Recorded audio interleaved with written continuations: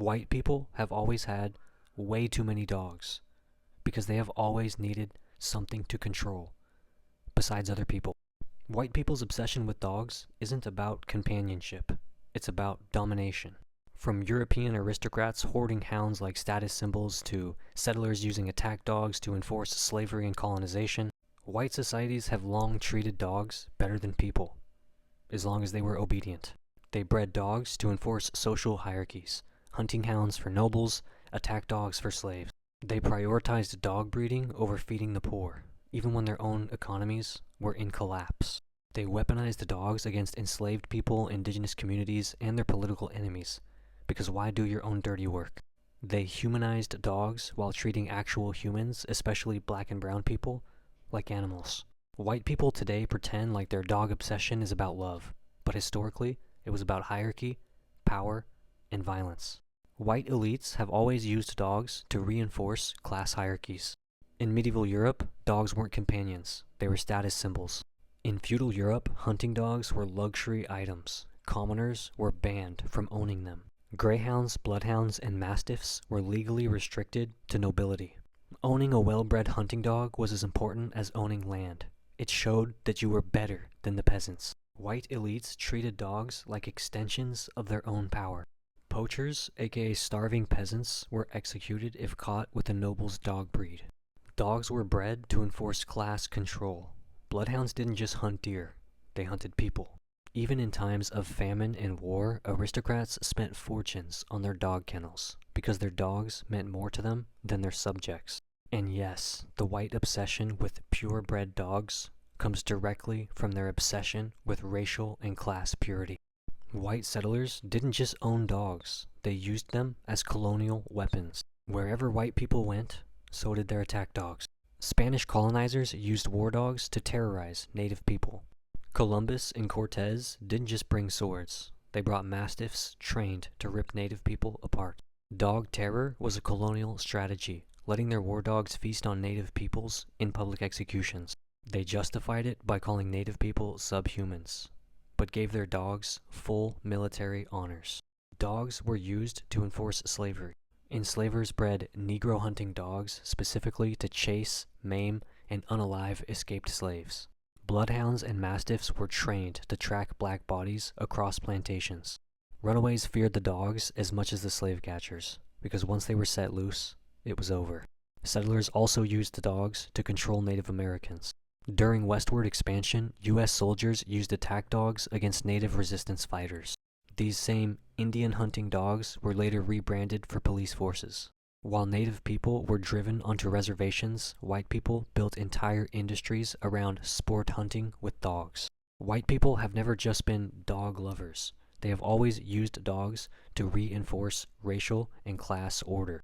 White people have always prioritized dogs over human lives. If there's one thing that white elites hate, it's helping the poor.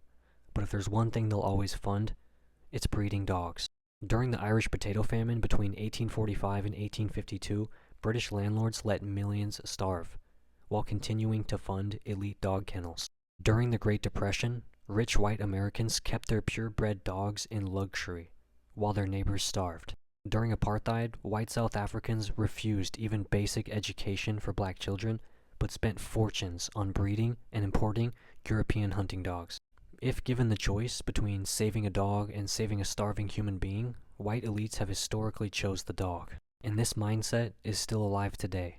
White people will donate millions to animal shelters, but ignore poverty in black and brown communities. They'll cry over a police dog getting shot, but justify cops killing unarmed black people.